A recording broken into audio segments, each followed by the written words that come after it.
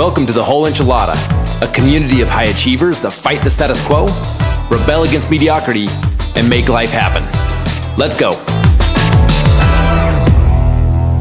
Hey, Enchilada Nation, thanks so much for being here today. We're excited to have you back for number 2, the second episode in the series around wealth building with my good friend, Joe Reardon.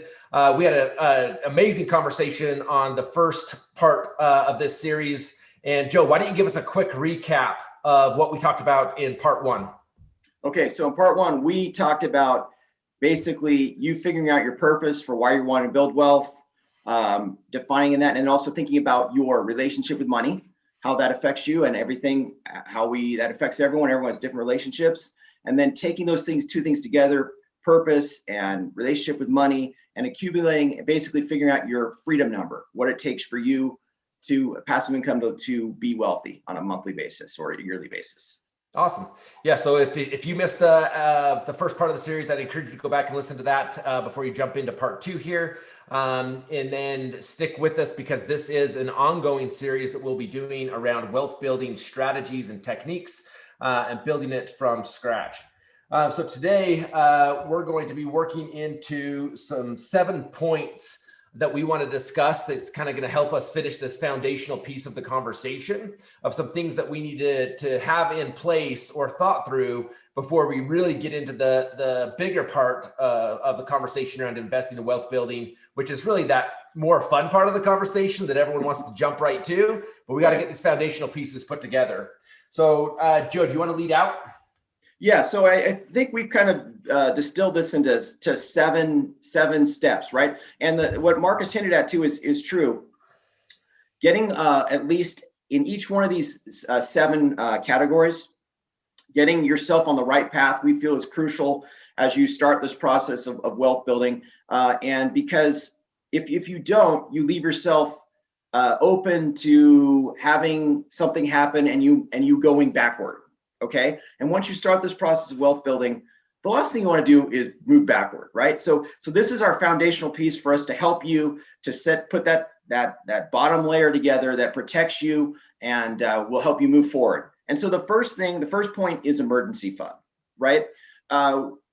We think you should have 3 to 6 months of all living expenses and potentially business expenses. 3 to 6 months. I actually think for real estate agents, because we're self-employed, I think that should be 6 months, right? And then as you get a little more advanced, maybe you're thinking, okay, well, I'll also have business expenses in there. But that 6 months, I think for real estate agents or for self-employed people is great because that allows you to weather a lot of problems.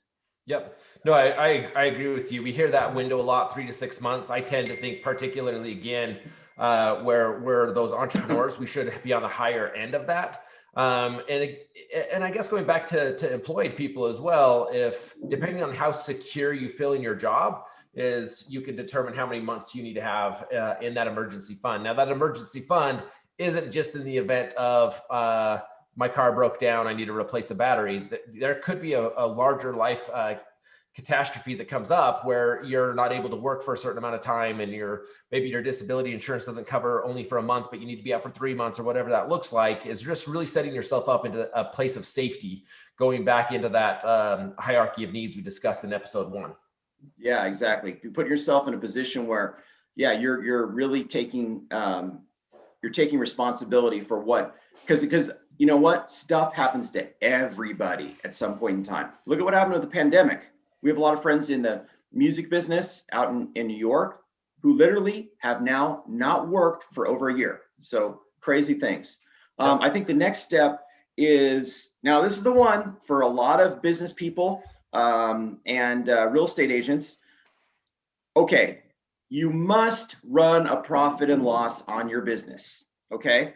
And then we really want you to, at the end, when you've run that profit and loss, take whatever that profit number is and put 25 to 30% into a separate account that you're going to set aside for taxes that does not get touched. So when it comes down to tax time, you have the money to pay it. You're not in a position where you're wondering where that money is going to come from. This delivers a lot of peace of mind. Now, I would say, I don't know what the percentage of agents are that that do this, it's very, very small. I think it's a great step. Or even a lot of business people don't do this in businesses. And this is something I feel like is a must. And get used to this habit. And you could track this. And then also you can, we talked a little bit about this being, you could do this even on the personal side. If Marcus, you want to like talk about that for a second. Yeah, no. So I think this is, you're right, Joe. A lot of people don't take the time to do this. And to me, this is a critical piece, is running a profit and loss statement on your business. That you don't wait until you take a shoebox of receipts and scratchy notes to your accountant to figure out how much money you made. It blows me away. When I first got into business as a 21-year-old kid, I remember seeing the amount of gross commission income some of these agents were making, and it blew me away until I realized that it wasn't about the gross income, it was about the net income. And it was surprising to me. I've met a lot of agents over the years that their gross commission income was an incredible amount of money, yet they were the ones that were constantly figuring out, well, how am I going to pay my taxes? How am I going to afford this, right? They were living a life outside their means and not being strategic with their money. The journey we want to take everybody on is going from gross income to net worth. That's what we want that mindset to go. So Joe mentioned also a personal P&L, which I think is an important piece as well. We talk a lot about doing a profit and loss on your businesses, but at some point there's a certain element of money that comes to you personally.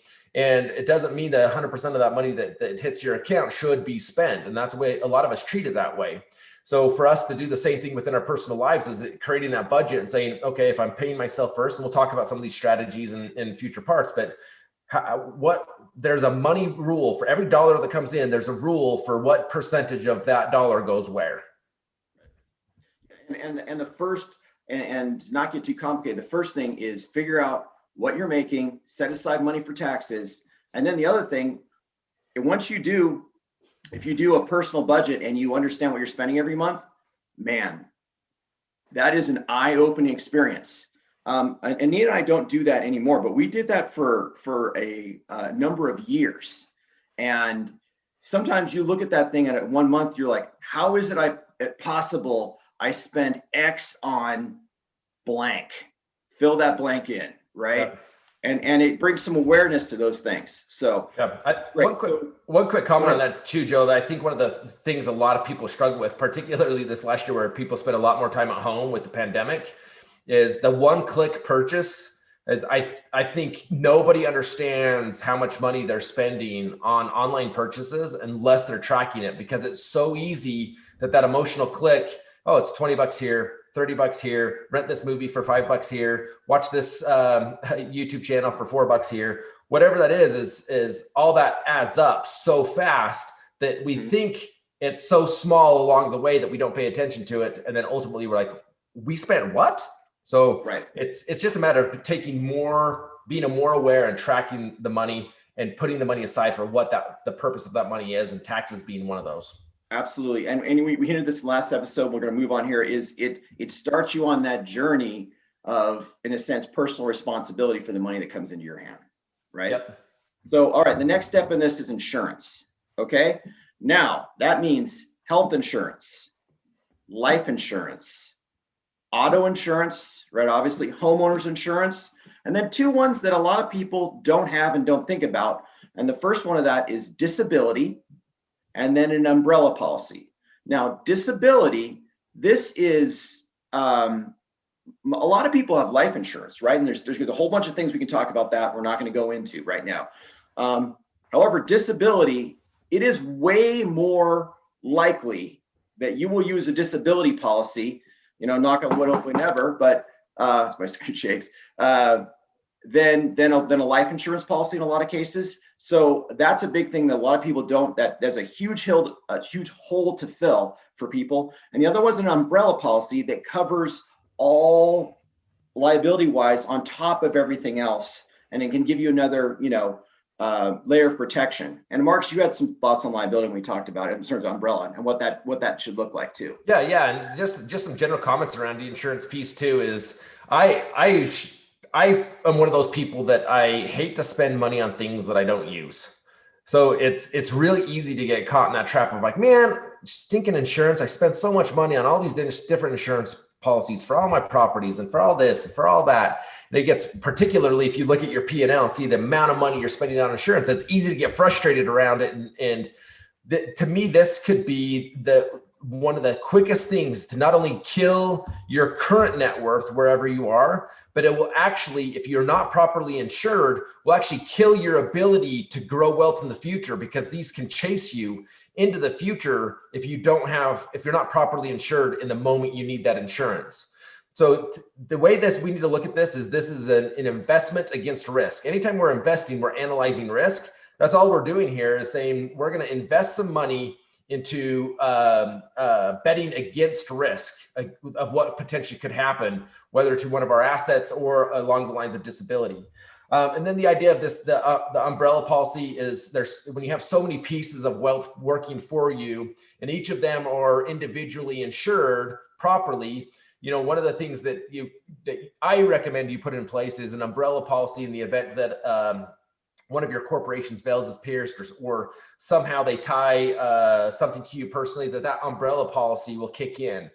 And what's been recommended to me is that you should be carrying an umbrella policy at least equal to the amount of net worth you have. And umbrella policies are really one of the cheapest forms of insurance you can get, but something that I recommend you look at, that a lot of people don't have in place.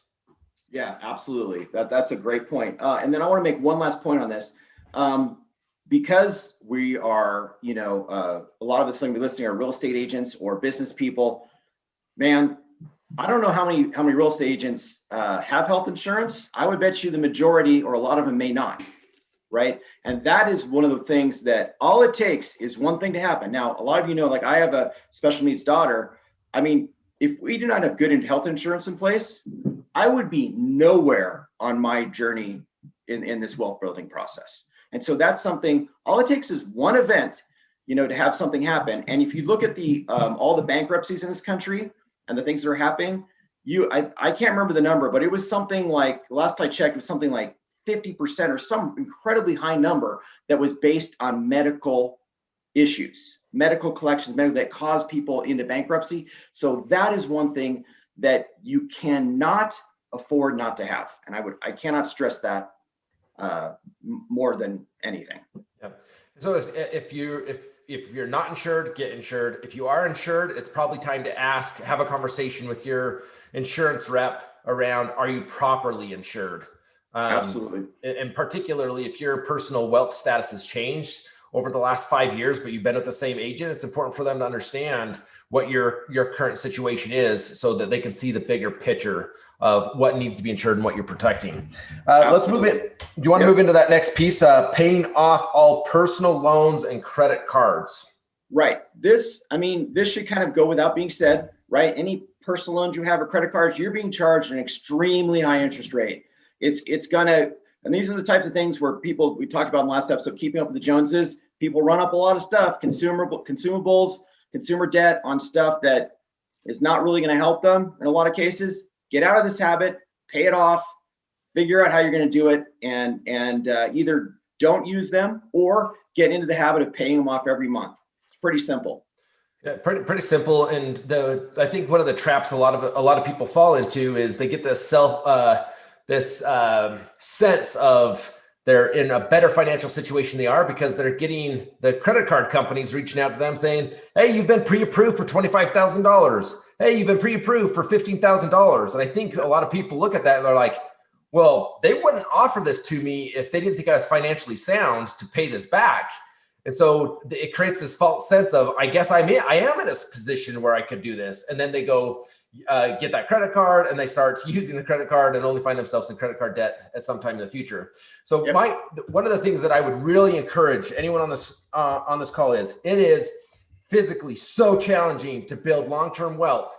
If you're carrying any personal debt on credit cards, or the other thing I would pull into this is depreciating assets. One of the things I encourage people that I coach on a wealth building process is get rid of any loans as fast as you can on assets that are depreciating. And once you pay those off, commit to never taking one of those loans again. This means every car you own should be paid for in cash. Yes. When you want that boat, don't go finance it, save up, pay for cash. Those are all depreciating assets that are not working for your future. They're delivering gratification now, which is important when you're ready for it. And if you're to that stage, that's great. But pay cash for it. Don't take on that personal debt, because that's going to have a negative effect, not just not progress you, but actually work against you in your wealth building process. Marcus, I think a bunch of real estate agents just clicked off when you brought the car into the conversation. So, but that is really true. Obviously, you want to move towards that, and yeah, because real estate agents are known for having very flashy cars, and a lot of them, they're expensive, but yeah, get them paid off. The next habit is the habit of saving. Right? Once you've gotten this position where you're running a P&L, you're maybe running a budget, you're understanding how much money you actually have, is get into that habit of saving money, right? Saving money will then allow you to invest that money. And so that's a very simple thing, but that's a habit, and it's hard to do that until you understand what you have in terms of basically understanding once you run your P&L or maybe your personal budget as well, understanding what's the amount of money I have coming in. I'm setting aside money for taxes. And now of that's left, I am setting aside an amount for savings. That could be 10%, that could be 20%. For people that make a lot of money, that could be way more. But I think that is that getting that habit going where you're setting it aside. It's just like anything with exercise, getting the habit moving. You have to start that process immediately.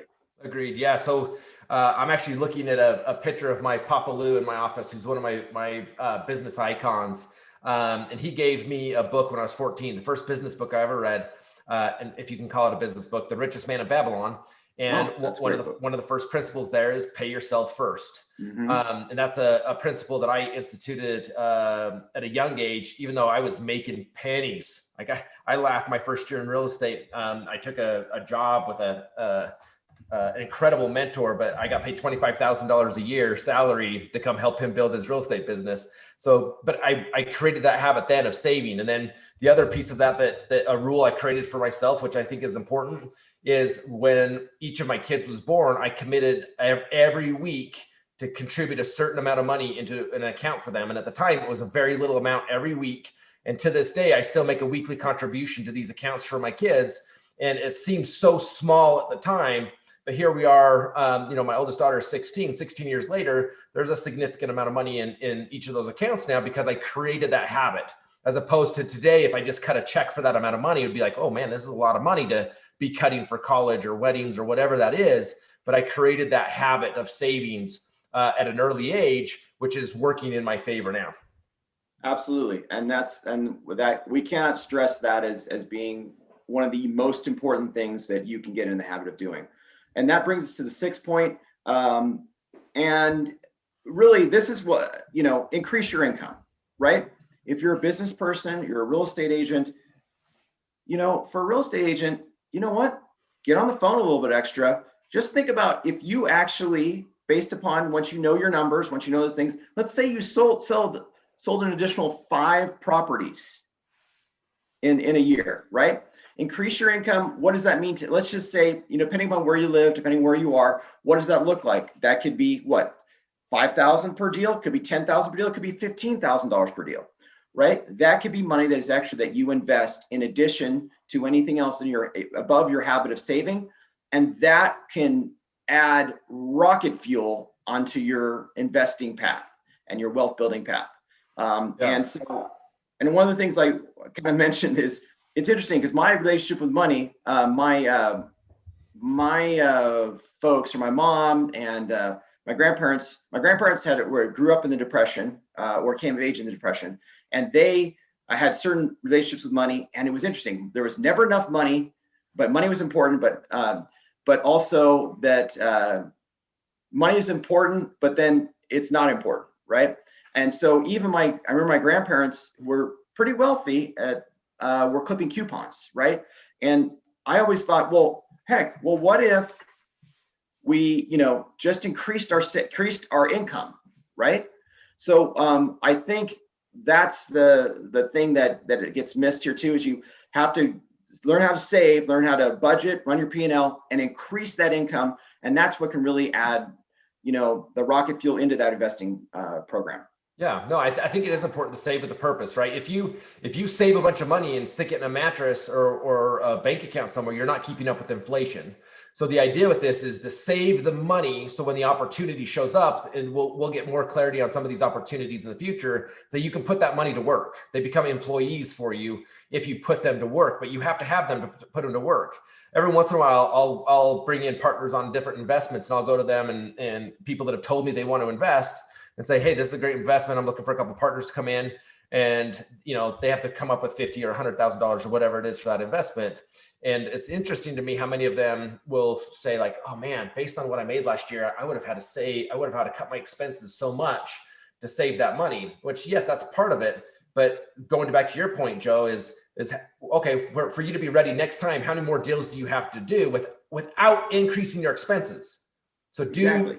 increase your income, but don't increase your expenses. And I think that's a trap a lot of us fall into, is we let our income and our expenses increase at the same speed, or sometimes people let their expenses increase at a faster pace than their income, right? Or if they have one good month of income, they increase their expenses, then their income goes down, but their expenses stay up there, right? So this is a discipline. There's habits around these, there's rules, we're going to talk about these strategies, but this is a disciplined process to hit that wealthy status as you define it. Yeah, exactly. And I think that leads into the last point, which is point number 7, which is start this process about educating yourself about value and investing, right?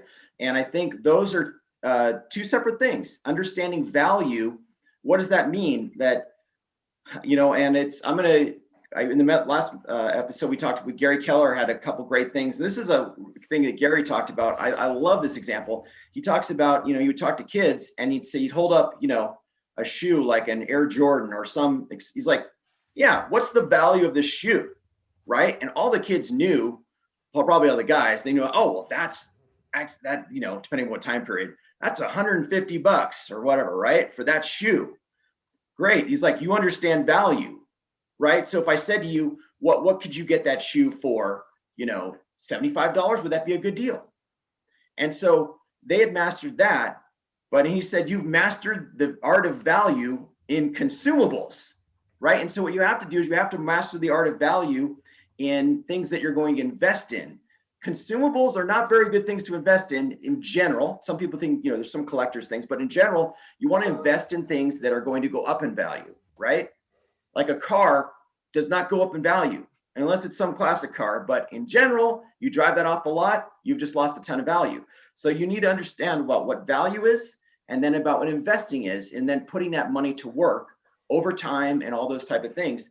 And start reading books. Richest Man in Babylon is it's such a great story, right? It's a great story. It's timeless. Getting that mindset. It's a beautiful story, right? And then the other thing is even starting your path about reading Rich Dad, Poor Dad, right? Kiyosaki brings some great points and great mindset into thinking about creating assets, right? And so starting that approach and starting that process, that's the point 7.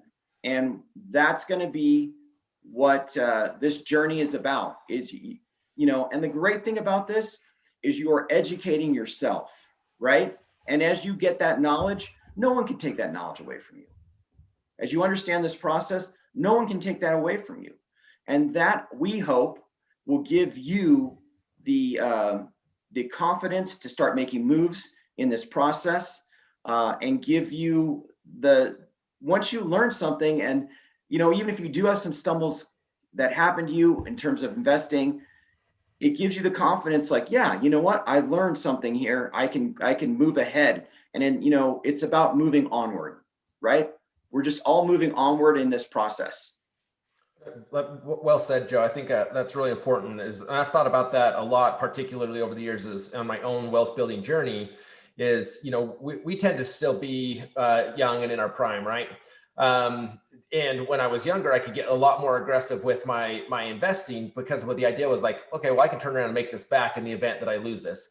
The truth is there's always some element of risk in this process of growing. The more risk you're willing to put on the line, the potential higher returns there could be, but there should be calculated steps taken. But the one thing that is never at risk is your knowledge around wealth. No matter what happens with your assets around you or the economy or the market, is your knowledge will always stay with you and help you replicate and grow at a faster pace. So this should be a process of constantly being a student of wealth to become better and better. Joe, you've mentioned a couple of times the Gary Keller podcast series that's out right now. Think Like a CEO has a brilliant series on wealth building right now, which is part of a lot of our conversation. You and I both recently read The Psychology of Money. Like we're students of the game because we love the game and we're committed to that future that we've identified for ourselves. We want to take that journey on you. So I think this was a great foundational conversation of some of these pieces. I think that in the next part of this series, we can start getting into strategy, because again, the strategy of how to continue to grow wealth doesn't really matter unless we've got some of these foundational pieces in play right now. That's why we wanted to start the conversation here. Any last parting words from you, Joe? Yeah, I mean, I think that's a great summary. Like anything in life, it's a journey, it's a process. And we're excited to move along this process with you. This is something that Marcus and I are both passionate about, and helping real estate agents and business people move along this process. It's not just about, moving your business ahead, but when you create income in your business, how do you translate that into long-term wealth and assets? And a lot of people, especially in real estate, are really great about creating a lot of income, even not even just gross commission, but income after running their P&L, whether they're aware of it or not, right? But then what do they do to create that long-term wealth within that? And that's the point of all this. And we're so excited to help you along this journey. And for us, it's exciting to keep moving forward and watching other people take those steps. And thank you so much, Marcus. I'm so glad to be doing this with you, and I appreciate you and everyone on the team. And thank you, and we're excited to get into the next episodes.